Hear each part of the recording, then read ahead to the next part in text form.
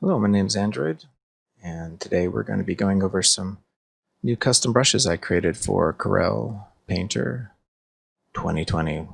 Let's jump right in. Start with the Sketcher brush. This brush is designed to do just what it's called. This is the brush I use for sketching. It's based off kind of color pencil chalk brush, and it's just really great for getting ideas out quickly. It also has the advantage of getting a really hard edge.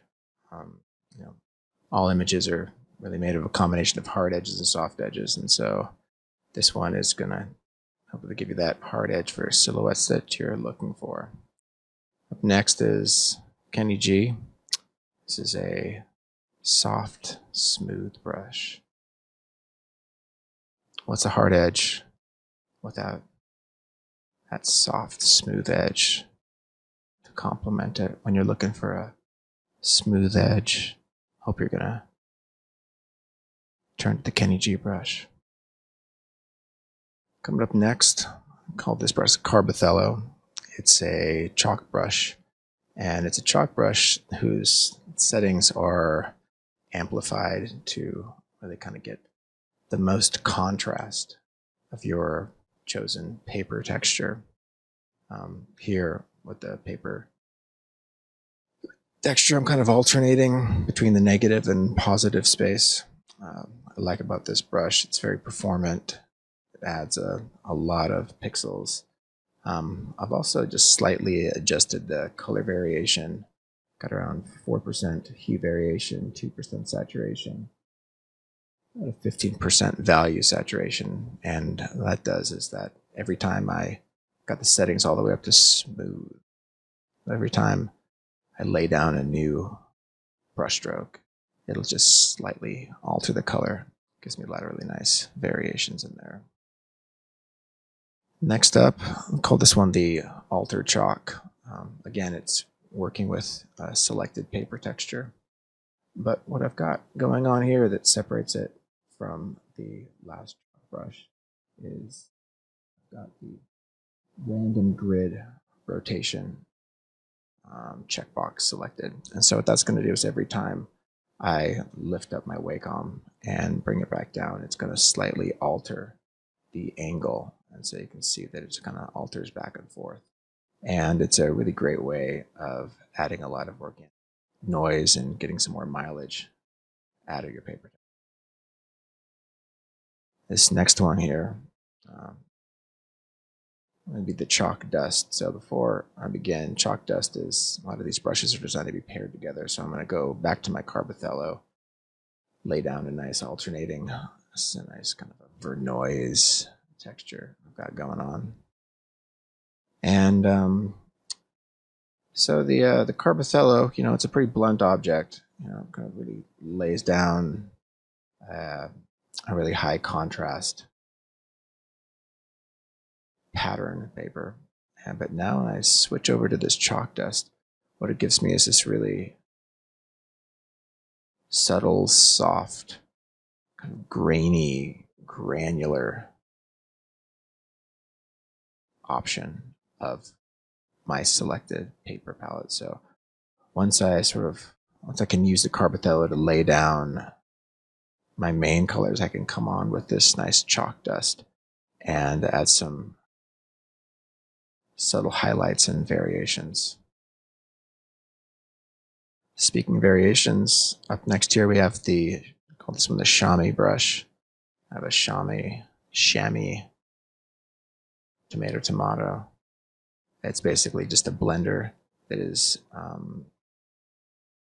isolates whatever paper pattern that you have. So if you lay down some different tones with any one of your paper chalk tools or the Carbothello, you can come on top of that and it will just be blending the pixels within the sort of the stencil of your chalk. Next one, this one is called the Phantom Chalk. Similar to the chalk dust, it's great for adding those very subtle highlights in your textures. Um, what I like about this one in particular is that I have the settings turned down to where to get that highlight out of it, you really gotta bear down on your Wacom. You really need to kind of work for these highlights, and there's sometimes the difference between a good image and a great image is it's really within the subtle details that accumulate.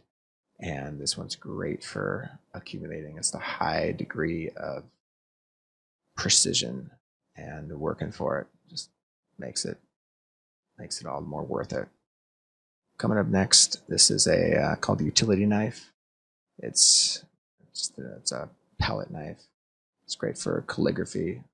Again, it's really great for really hard sharp edges. And just adjusted the settings on this. I'm working with the Wacom Art Pen, so it's taking in mind your bearing and your rotation of the pen. And like I said, it's the joy to use. It's great for just exploring shapes and forms, and you can kind of, here I've been adjusting the resaturation on it. Coming up next, we got the Fire Dragon. This is kind of a whimsical brush. I like it just because it adds a certain amount of play when I'm trying to come up with shapes or sketching out ideas.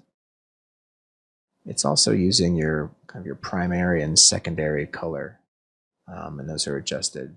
Those are varying those colors on your pressure sensitivity. So you press down gently, you're going to get your secondary color, and when you put full pressure, you're going to get a wider stroke with your primary color selected. And you can play around with complements.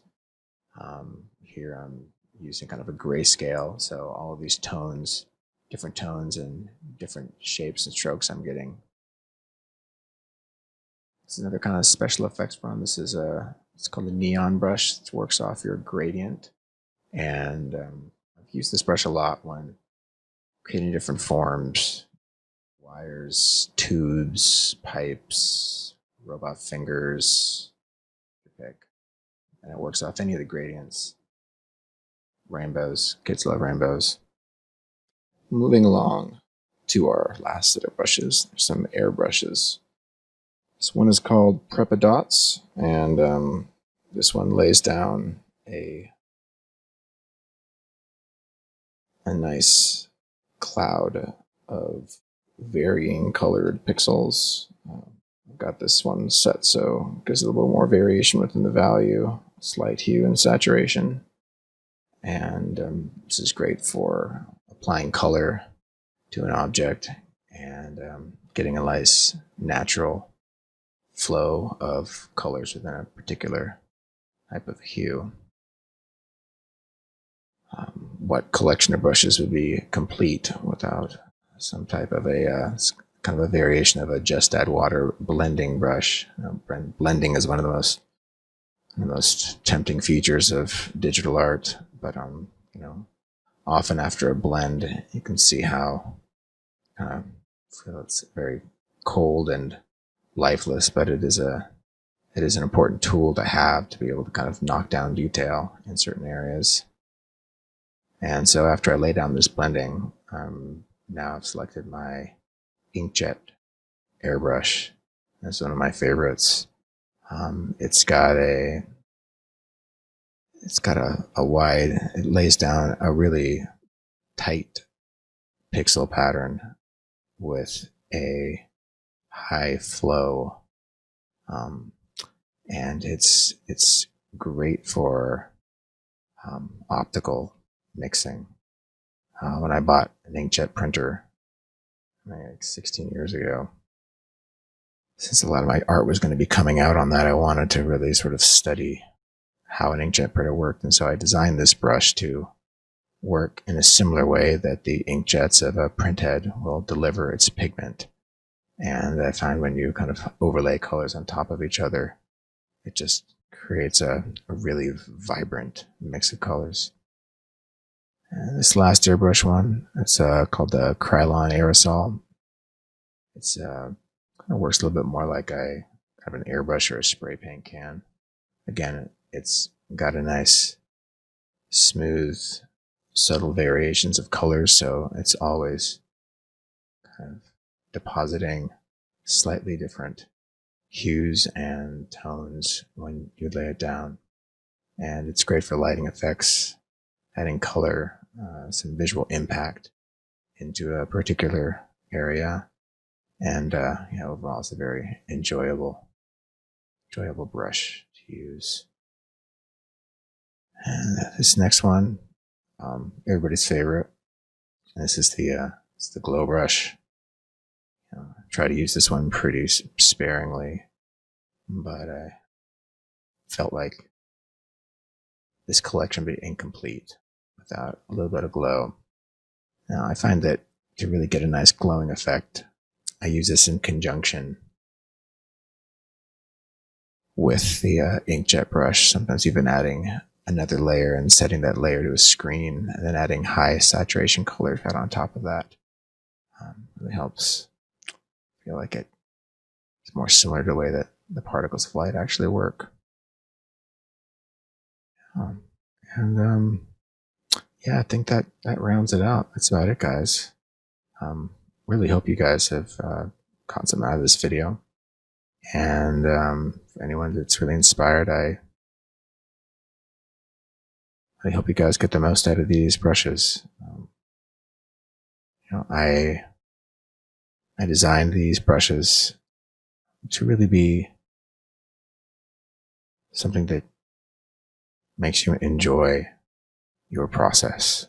Or for me, I found that it's really, your process is always going to be the most valuable part of the creative experience. And if you're not enjoying yourself, you're doing something wrong. So hopefully these brushes will add some enjoyment to your painting experience. And again, thanks for your time, and I'll see you guys around.